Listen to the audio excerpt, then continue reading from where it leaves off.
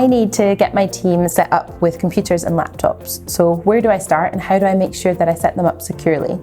So the first thing to start thinking about is the acquisition process. How do you get hold of those? How do you pick them? So having some kind of requirements or short list and then scoring things to decide what you want is definitely right, and then thinking about where you're buying it from. If you're getting it from eBay, Amazon, the cheapest people on the internet, then there could be anything that could have happened to them in the meantime.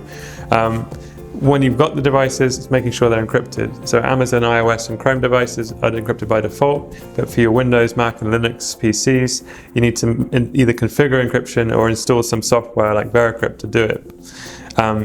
For the configuration of the devices themselves, you've got to think about things like admin accounts, whether people use them or not, strong passwords, antivirus software, firewalls, that kind of thing.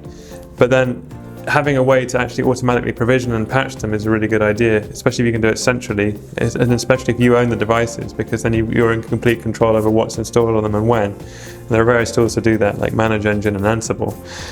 But if you don't control them, and if the people own their own devices, you can have maybe a virtual environment, like VirtualBox, where you can run a kind of operating system on the computer so they can do things and you're in control of that.